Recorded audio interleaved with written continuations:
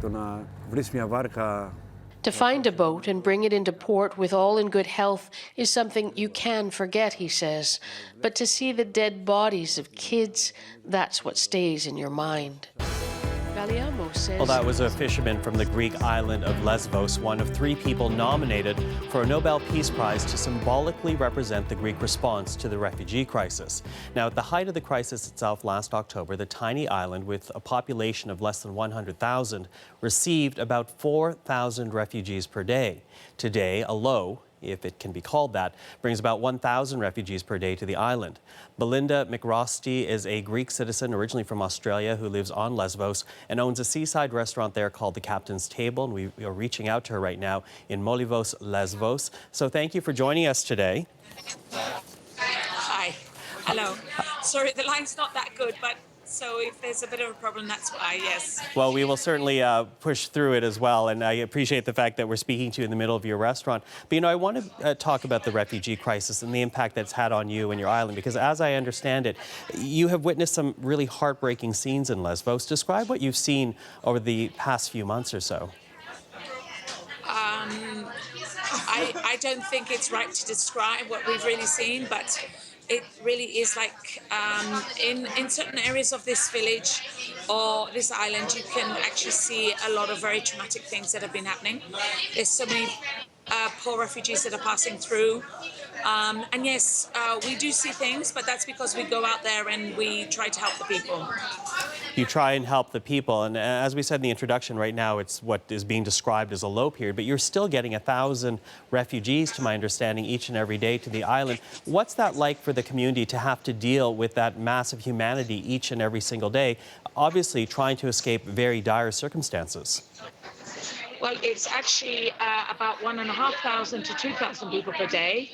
And we are now, because of all the help that we're getting from all over the world, they're really lovely, they're really well looked after.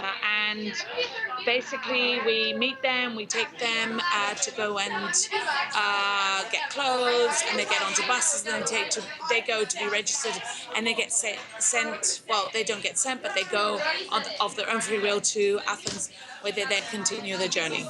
Well, you say now, Melinda, that seems to imply that this hasn't always been the case.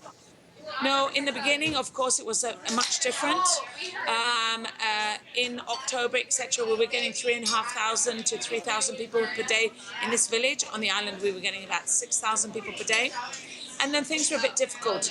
But we've all learned, we've progressed, and things are getting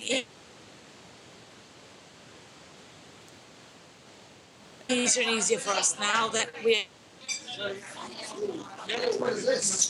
Sorry, Melinda, you cut out there for a bit, but you seem to be saying that it is getting easier right now. But what type of impact has this had on the people on your island? This can't be easy for them to see people in such difficult circumstances. In actual fact, on this island, it's been very, very difficult because they are really, really suffering. First of all, our biggest suffering is that we received all the refugees. We've looked after them, but now people don't want to come and visit our island. So we are now also going to suffer because of the tourism. So I'd just like to say that people, please, we've helped so many refugees. I can just give you some numbers that we've helped. This village that I live in, our population is of about 1,500 to 2,000 people, and we personally have helped over 200,000 people since last January. But now our flights are being cancelled here, tourists are not coming, and that's going to be even a harder hit for us. So tourism back up and running here. So you want people to come because you need to be making money in order to keep helping the people that are coming to your island? Well, sort of like that, but just to support us, a little bit, just to, well, you make it sound like that, but yes, I guess we were hit really badly, and yeah, I guess you could say like that, but we do need help now. I mean, this island usually has 80,000 to 150,000 tourists, and at the moment we've got like 5,000 tourists coming because everyone's cancelling because they've seen bad reviews about what's happening here. But you can come here and still have a wonderful holiday and yet not see a refugee if you don't want to, but you can also come and volunteer if you want to and help with the refugees.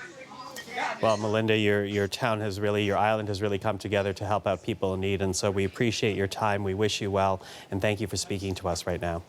Thank you so much, and thank you for being part of this. Thank you.